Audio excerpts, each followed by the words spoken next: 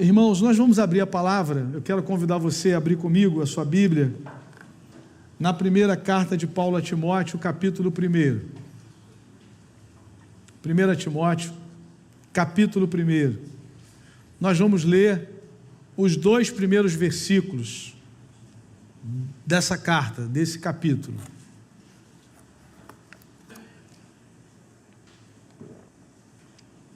Primeira carta de Paulo a Timóteo, capítulo 1, versículos 1 e 2. Nós temos no Novo Testamento algumas cartas que foram dirigidas a igrejas, e nós temos algumas cartas que foram dirigidas a pessoas, não é? E essa é uma delas. Paulo escreveu 2 cartas a Timóteo, Paulo escreveu a Tito e a Filemon, né? E as demais cartas foram cartas dirigidas às comunidades cristãs que estavam no início da sua jornada, Corinto, Gálatas, Efésios, daí por diante, nas cidades, né? Você tem o nome das cidades, por isso a carta.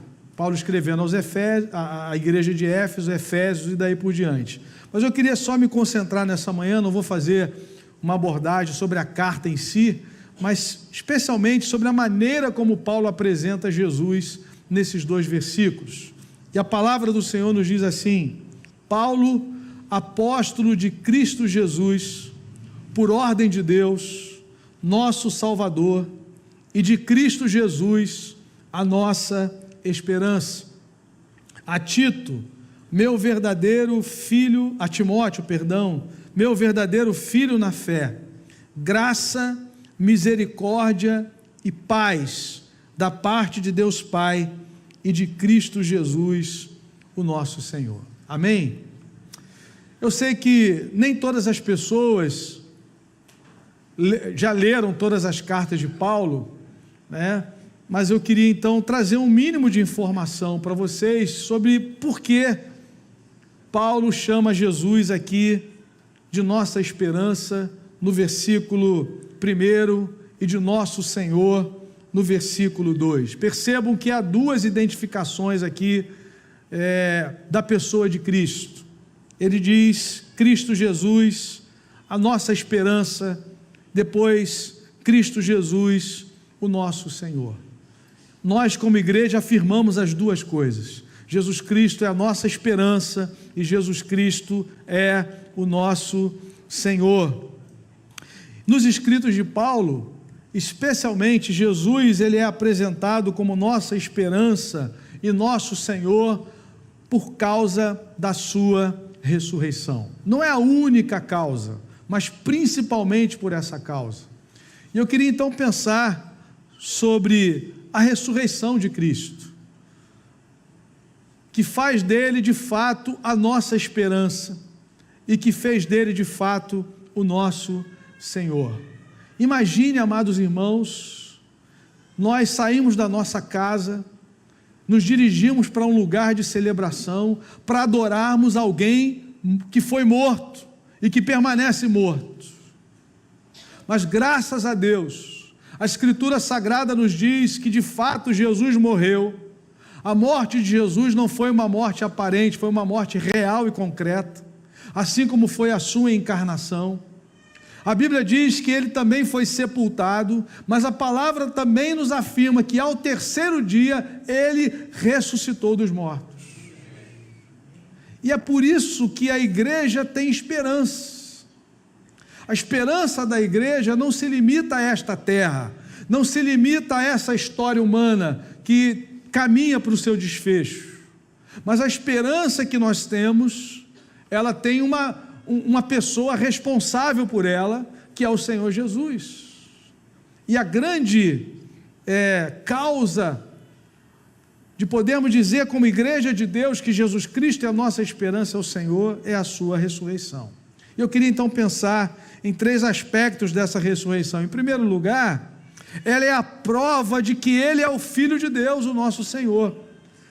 Queria que você voltasse um pouquinho e lesse comigo em Romanos, capítulo 1. Carta de Paulo aos cristãos em Roma. Logo no início dessa carta, Paulo vai falar exatamente dessa identidade de Jesus e vai associar o senhorio dele à sua ressurreição. Ele diz, Romanos 1:1, Paulo, servo de Cristo Jesus, chamado para ser apóstolo. É interessante como é que Paulo se denomina aqui primeiro como servo, né? Ser servo para nós é promoção, ser servo de Cristo é uma promoção. Separado para o Evangelho de Deus, o Evangelho é de Deus. Esse Evangelho, diz Paulo no versículo 2, foi prometido por ele de antemão, por meio dos seus profetas nas Escrituras Sagradas, acerca de seu Filho. Veja, o coração do Evangelho é Cristo, o Evangelho é acerca do seu Filho, que como homem era descendente de Davi, e que mediante o Espírito de Santidade foi declarado Filho de Deus com poder pela sua ressurreição dentre os mortos, Jesus Cristo nosso Senhor. Amém, igreja? Percebam que essas duas realidades estão juntas, a ressurreição e o senhorio de Cristo. Então, amados irmãos, se nós, como igreja, podemos afirmar que Jesus Cristo é a nossa esperança e o nosso Senhor, é porque Ele ressuscitou dentre os mortos. Pedro chama isso de uma esperança viva na primeira carta, uma esperança viva mediante a ressurreição de Jesus Cristo. Bendito é o nome do Senhor. É muito claro Paulo dizer isso. No versículo 3 ele fala acerca do Filho, que como homem foi descendente de Davi, que foi declarado Filho de Deus pela sua ressurreição. O Filho de Deus, sem pecado, sem mácula, não poderia ter sido vencido pela morte. A morte é a consequência para o nosso pecado, mas Jesus nunca pecou. Ele morreu a nossa morte, Ele morreu a morte que eu e você merecíamos, mas Ele mesmo nunca pecou. Por isso a morte não poderia deter o Filho de Deus.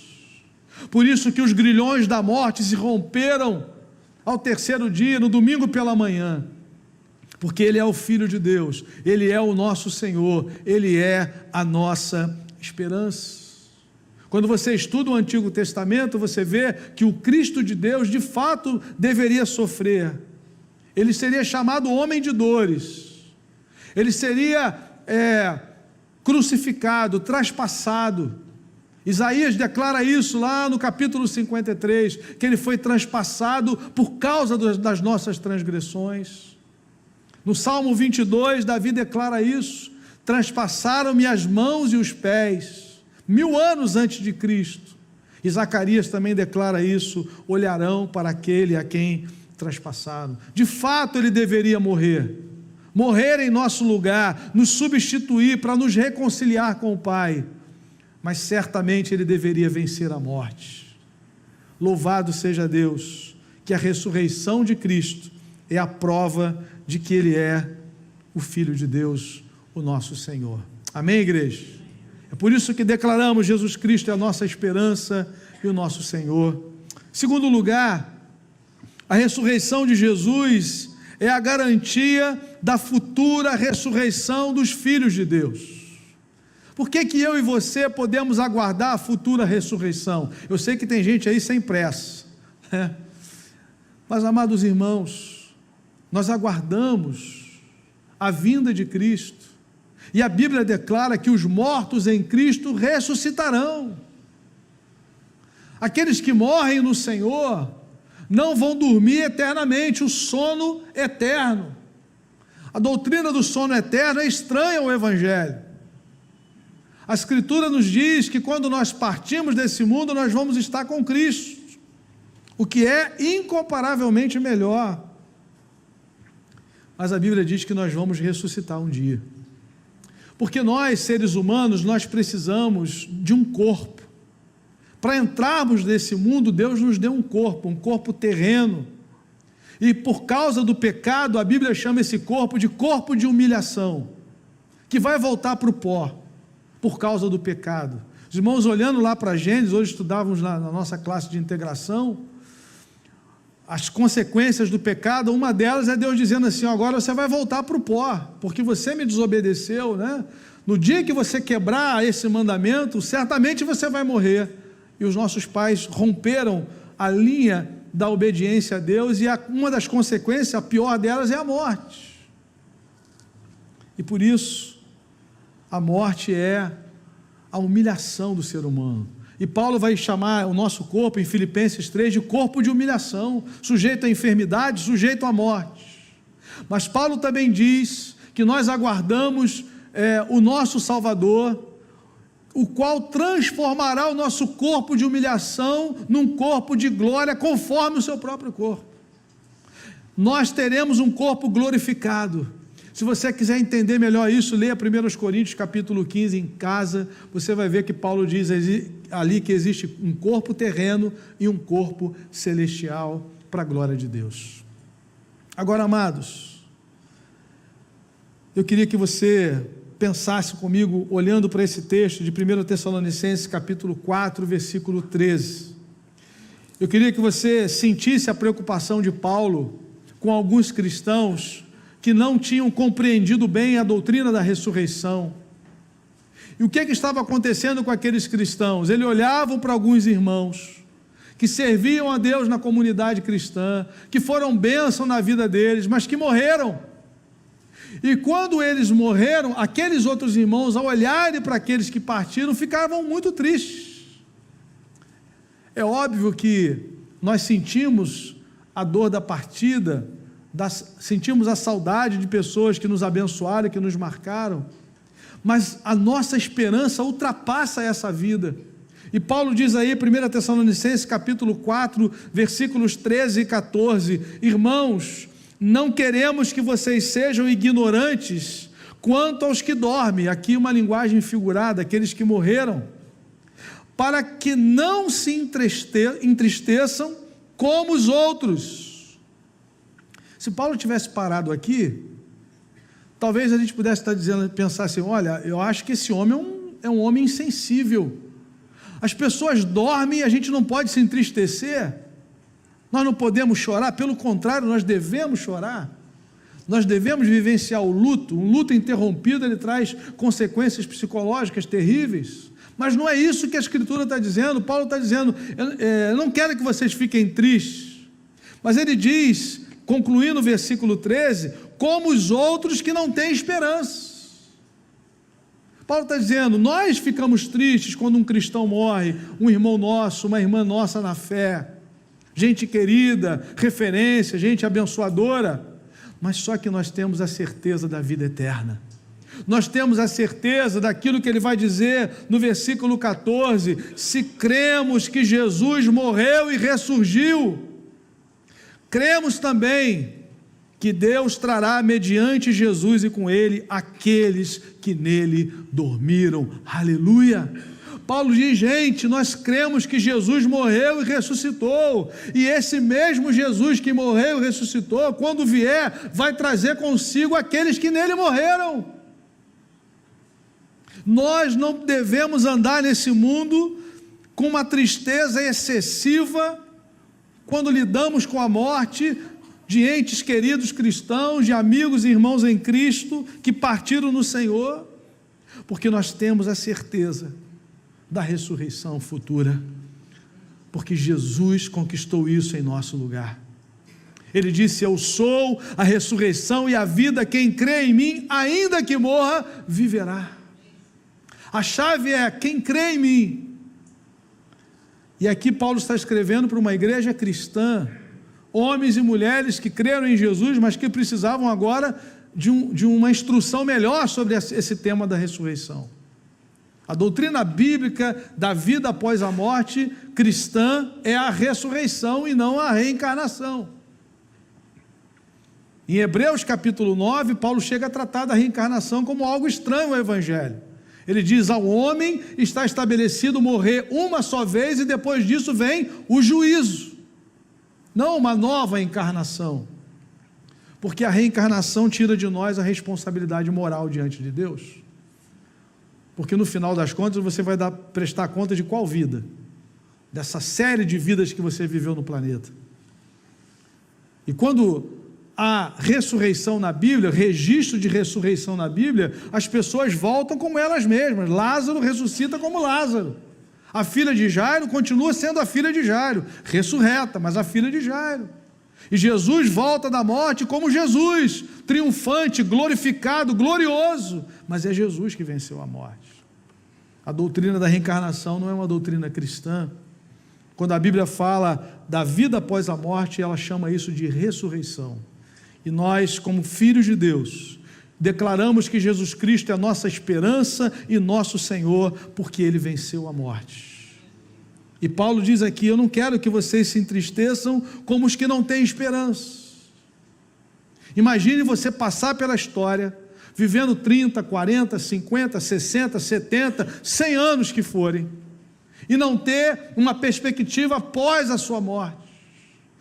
É isso que Paulo está chamando de os que não têm esperança. É gente que acha que a vida termina aqui, mas nós fomos criados para a eternidade. E Cristo Jesus estabelece no seu sangue, no seu sacrifício, a nossa reconciliação com o Pai, para vivermos para sempre na presença do Senhor. Isso aqui é tão forte, esse ensino de Paulo para aquela igreja, que ele termina esse capítulo dizendo o seguinte: consolem-se uns aos outros com essas palavras. Ele está falando da ressurreição, ele está falando da volta de Cristo, ele está falando do encontro definitivo da igreja com o Senhor. Aí Paulo diz assim: consolem-se uns aos outros. No mundo de dores, no mundo de incerteza, no mundo de insegurança, num estado que nós vivemos de balas perdidas, nós somos consolados, irmãos.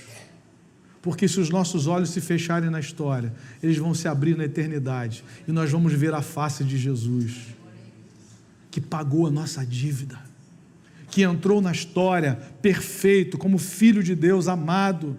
Jesus vai para o batismo, e ele ouve do Pai dizendo: este é meu Filho amado, em quem tenho todo o meu prazer. A Escritura, quando não revela alguma coisa, é porque não é importante. Nós não sabemos o que Jesus fez dos 12 aos 30 anos, aí começa a especulação. Jesus foi para tal lugar, foi fazer aquilo, fez curso dali, né? O que a Bíblia omite, nós não temos que falar o que ela omite. Mas uma coisa eu sei: ele não fez nada de errado, porque quando ele chega no batismo, o Pai diz assim: este é o meu Filho amado, em quem tenho todo o meu prazer.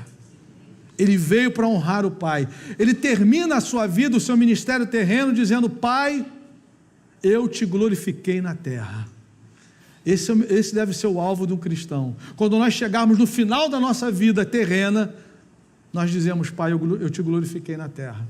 Não importa quem foi você profissionalmente, as suas conquistas, graças a Deus pela bênção de Deus na sua vida, mas o grande propósito do nosso coração, como discípulos de Jesus, é glorificar a Deus na terra, é apontar para Jesus, é reconhecer que toda boa dádiva e todo dom perfeito vem do alto, e se há alguma coisa boa em nós, é aquilo que a graça de Deus opera em nome de Jesus no nosso coração. Nós nascemos desconectados de Deus, mas nós não precisamos morrer separados de Deus, porque Jesus pagou a nossa dívida. Nós não pagamos a dívida. Nós não viemos hoje aqui de manhã para pagar a dívida ou para abrandá-la. Jesus já fez isso definitivamente na cruz do Calvário. Ele disse: está pago, está consumado. Quando Jesus morre fora da cidade, o véu do santuário se rasga de alto a baixo, dizendo que agora o acesso ao Pai no sangue de Jesus está aberto para mim e para você, para vivermos essa comunhão a partir de hoje, a partir desse tempo. Mas essa comunhão será eterna para a glória de Deus. Da mesma forma, aqueles que rejeitam a Cristo, a separação também será eterna. Mas não é isso que Deus espera de você, não é isso que Deus deseja. Ele deseja que você possa ouvir a sua palavra e se render ao seu amor em nome de Jesus. Então Paulo está dizendo aqui nesse texto: eu não quero, irmãos, que vocês se entristeçam como os que não têm esperança. Já basta a tristeza da perda, da separação, que ela é normal, que ela é humana, mas não a tristeza da separação eterna. Quando morre um cristão, nós não dizemos adeus, nós dizemos até breve, em nome de Jesus.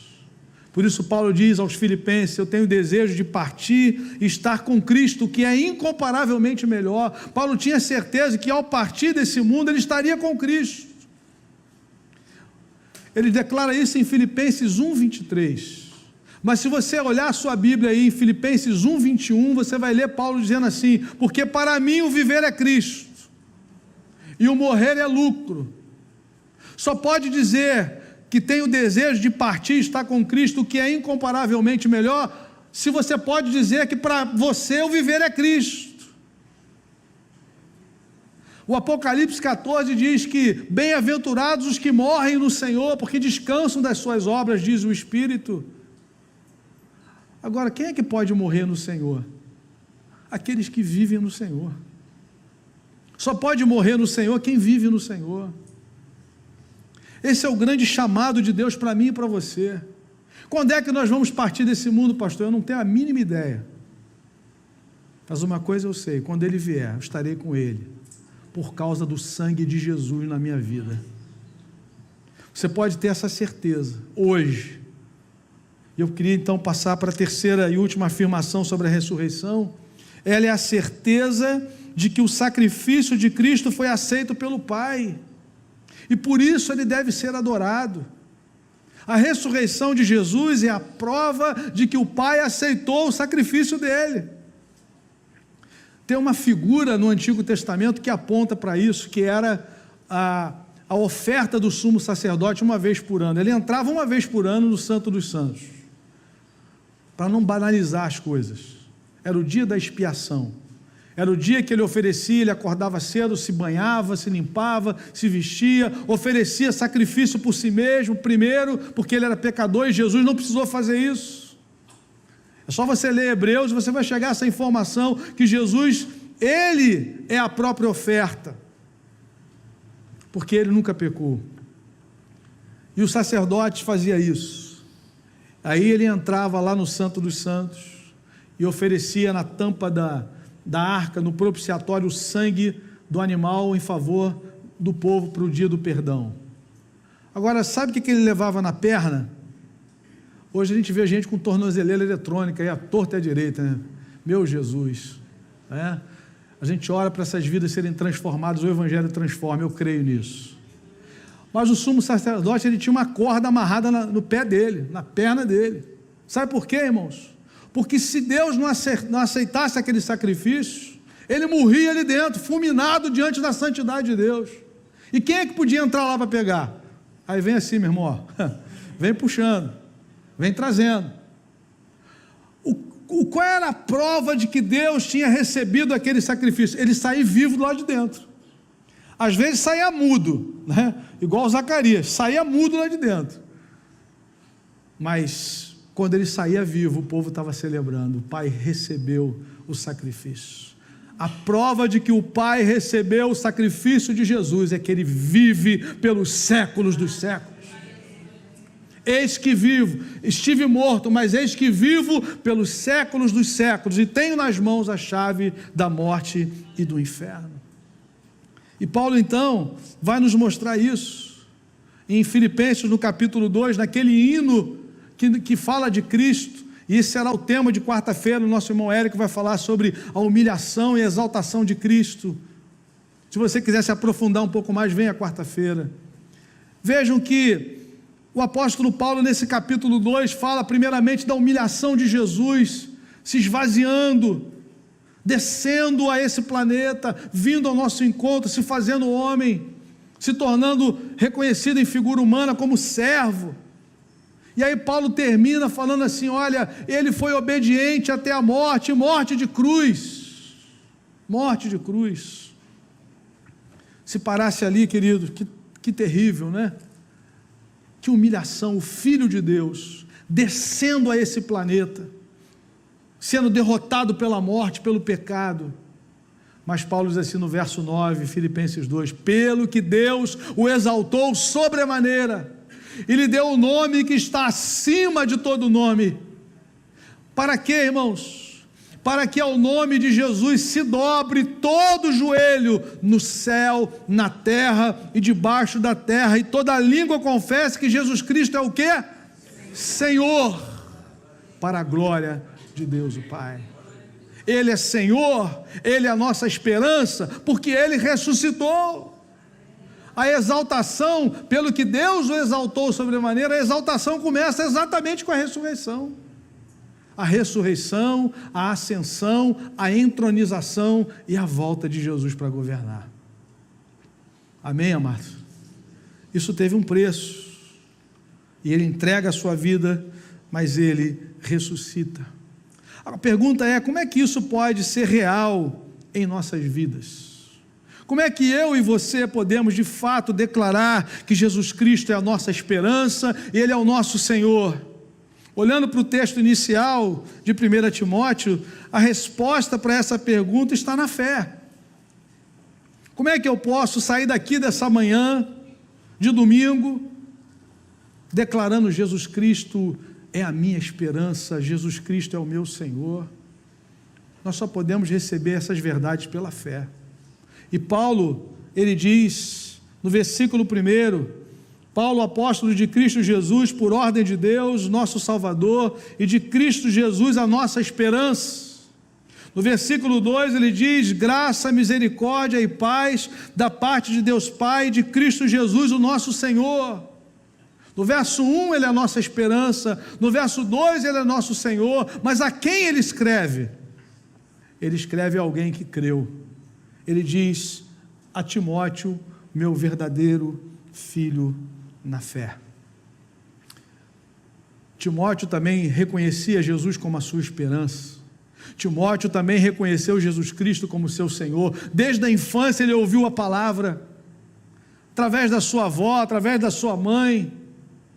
E Paulo diz em 2 Timóteo 3,15, desde a infância você conhece as sagradas letras que podem tornar-te sábio para a salvação pela fé em Cristo Jesus. A salvação apresentada na Bíblia é pela graça de Deus, mas ela é apropriada pela fé. Por isso que o alvo do nosso adversário é a nossa fé, porque todo o nosso relacionamento com Deus só é possível pela fé. Sem fé é impossível agradar a Deus. E Jesus é o autor e consumador da nossa fé. Se hoje nos relacionamos com Deus pela fé, é porque Jesus nos tocou, é porque Ele despertou a fé em nós. E como isso aconteceu? A fé vem pelo ouvir e ouvir a palavra de Deus. Ouvimos a mensagem do Evangelho e o Espírito de Deus germinou em nós essa fé, produziu em nós essa fé para a glória de Deus. É pela fé que nós descansamos em Cristo como a nossa esperança. Paulo, escrevendo nessa carta ainda no capítulo 4, versículo 9 e 10, 1 Timóteo 4, 9 e 10, ele diz, esta é uma afirmação fiel e digna de plena aceitação. Se trabalhamos e lutamos, é porque temos colocado a nossa esperança no Deus vivo, o Salvador de todos os homens, especialmente os dos que creem. Jesus é o Salvador, Jesus é a esperança, Jesus o Senhor daqueles que creem, daqueles que se sujeitam a Ele. E é pela fé que nós nos sujeitamos ao senhorio de Cristo. É pela fé. Veio para o que era seu, os seus não o receberam, mas a todos quantos o receberam, deu-lhes o poder de serem feitos filhos de Deus, a saber, aqueles que creem. A linguagem bíblica é receber a Cristo pela fé. É só pela fé que homens e mulheres como nós, que nasceram perdidos, desconectados de Deus, mas que um dia ouviram a voz do Senhor, nos convidando ao arrependimento e à fé, podemos declarar, Jesus Cristo é a minha esperança. Quando os meus olhos se fecharem, eu sei para onde eu estou indo. Eu não sou como os que não têm esperança, que vivem nesse mundo, que lutam, que sonham, que conquistam, mas lutam, sonham, conquistam coisas legítimas, coisas reais, verdadeiras, importantes, mas que vão acabar aqui na história. Mas nós ansiamos por algo além. Nós buscamos a cidade celestial. A nossa verdadeira pátria está nos céus. Nós somos peregrinos e forasteiros aqui na história, para vivermos a eternidade com Cristo, em nome de Jesus. Amém? Colossenses 2, versículos 6 e 7, Paulo diz: ora, se recebestes a Cristo Jesus o Senhor, andai nele. Como é que a gente recebe a Cristo Jesus o Senhor? É pela fé. Nessa manhã, o desafio de Deus para você que está aqui nos ouvindo é: arrependa-se e creia. Por que eu tenho que me arrepender? Porque a Escritura diz que todos pecaram. Toda a humanidade, todo ser humano nasceu em pecado, mas você não precisa morrer no seu pecado, porque Jesus entrou na história, pagou a sua dívida, e Ele diz: arrependei-vos e crede no Evangelho, creia nessa mensagem de salvação, de perdão, de reconciliação com o Pai. Não é a igreja que te reconcilia com o Pai, não é o pastor, o rabino, o padre, é Cristo Jesus, a nossa esperança. É Cristo Jesus, o nosso Senhor, é Cristo Jesus, o nosso Salvador. E eu queria então caminhar para o final com duas aplicações nessa manhã. Primeira pergunta: você é alguém que é dominado pela tristeza ao refletir sobre a morte, ou você tem a esperança da futura ressurreição? Paulo diz àqueles irmãos lá em Tessalônica: eu não quero que vocês sejam tomados de tristeza, uma tristeza excessiva que é característica de gente que não tem esperança. No versículo 13, mas no versículo 14 ele diz: se cremos, vejam, é a fé, se cremos que Jesus morreu e ressuscitou, cremos também que quando Ele vier, trará em sua companhia aqueles que dormem. Mas se Ele vier e a gente não tiver morrido, aí Ele vai dizer no mesmo texto: nós seremos transformados para o encontro do Senhor para sempre, em nome de Jesus. A verdade é a seguinte: ou Ele vem ou a gente vai. Agora você precisa estar em Cristo. Essa promessa de vida eterna é para aqueles que creem, para aqueles que creem em Jesus.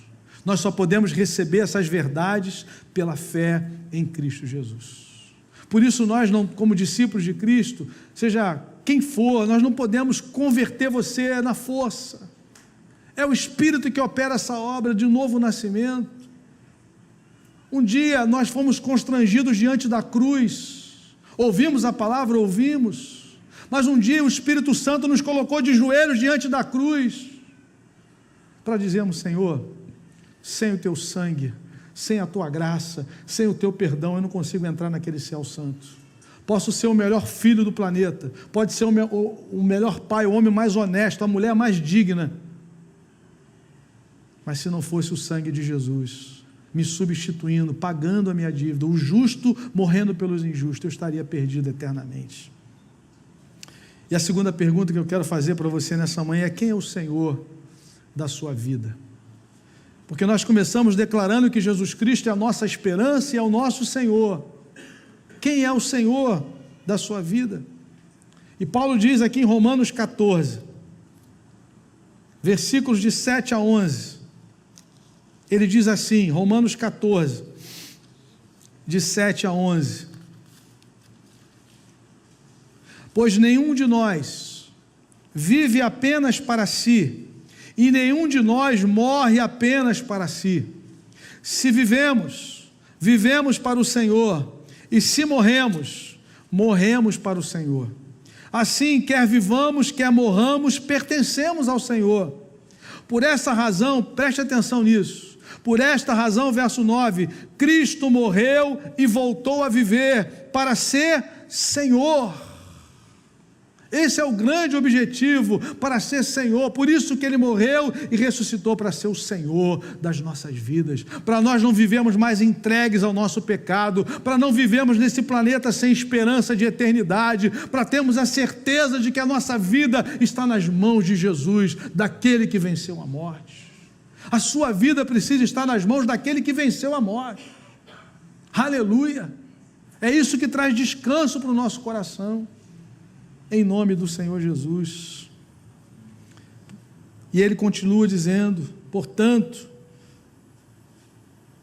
você, por que julga seu irmão e por que despreza seu irmão? Pois todos compareceremos diante do tribunal de Deus, porque está escrito: por mim mesmo jurei, diz o Senhor, diante de mim todo joelho se dobrará e toda língua confessará que eu sou Deus. Amém? 2 Coríntios 5,14, para nós concluirmos. 2 Coríntios 5,14 e 15, Paulo ainda declara, 2 Coríntios 5,14 e 15, pois o amor de Cristo nos constrange, porque estamos convencidos de que um morreu por todos, logo todos morreram, e ele morreu por todos, para que aqueles que vivem já não vivam mais para si mesmos, mas para aquele que por eles morreu e ressuscitou. É para ele que nós vivemos. Que privilégio podemos declarar nessa manhã e a cada dia das nossas vidas que Jesus Cristo é a nossa esperança e que Jesus Cristo é o nosso Senhor. Amém? Vamos orar nesse momento? Queria que você parasse diante do Senhor por um instante. Você pode ficar em pé nesse momento para nós orarmos.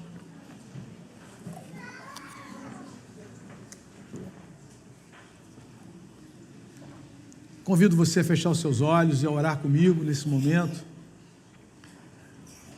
Eu queria que você parasse diante de Deus um instante e pensasse, você e Deus. Na verdade, eu gostaria que você levasse essa reflexão também para a sua casa hoje e pensasse durante o dia.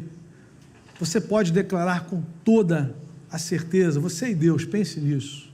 Hoje, nessa manhã, você tem a plena certeza de que Jesus Cristo é a sua esperança, de que Jesus Cristo é o Senhor da sua vida, de que você tem a certeza de que quando você partir desse mundo é com Ele que você vai se encontrar.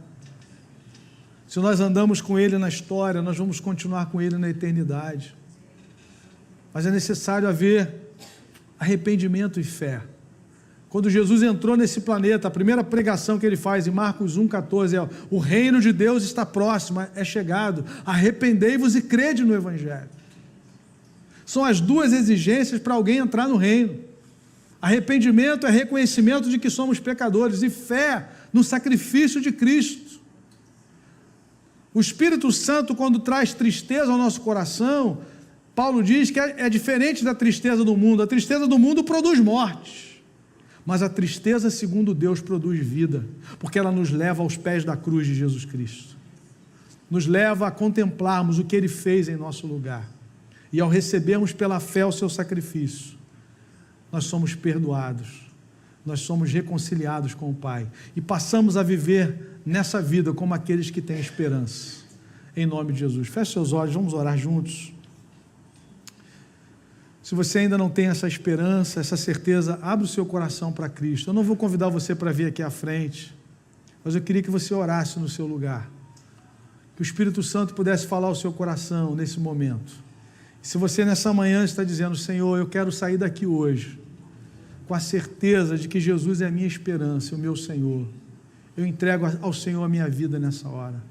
Receba pela fé a Cristo Jesus, reconheça que você é um pecador, que não pode mudar a sua vida, que não pode salvar a sua vida, mas Jesus faz isso, fez isso em seu lugar, e você precisa reconhecer isso, que Cristo pagou a sua dívida, que você é um pecador, mas que Jesus morreu para ser o seu Salvador e Senhor. Abra o seu coração. No final do culto, se você quiser conversar conosco, estamos aqui à disposição, queremos orar com você, mas abra o seu coração agora. Diga: Senhor, eu recebo pela fé Jesus Cristo como meu Salvador e Senhor. Eu quero viver para a Tua glória. Quero viver como aqueles que têm esperança. Em nome de Jesus. Eu sei que a minha vida não vai acabar aqui. Eu tenho a expectativa e aguardo a eternidade para a glória do Senhor. Deus e Pai, toma cada vida aqui nas Tuas mãos, Senhor. O Senhor conhece cada coração. O Senhor conhece cada um aqui pelo nome. O Senhor conhece os que estão aqui nessa manhã, que ainda não têm essa esperança, que possam abrir o coração, que possam receber pela fé o Senhor Jesus, como a sua esperança, como seu Salvador e Senhor, e possam viver nesse mundo como testemunhas da ressurreição, como testemunhas da transformação que o Teu Espírito opera nas nossas vidas, Senhor, quando nos rendemos a Cristo, quando nos rendemos pela fé diante do Senhor. Que a Tua bênção seja sobre essas vidas, Senhor. para o louvor da tua glória. Nós oramos assim em nome de Jesus.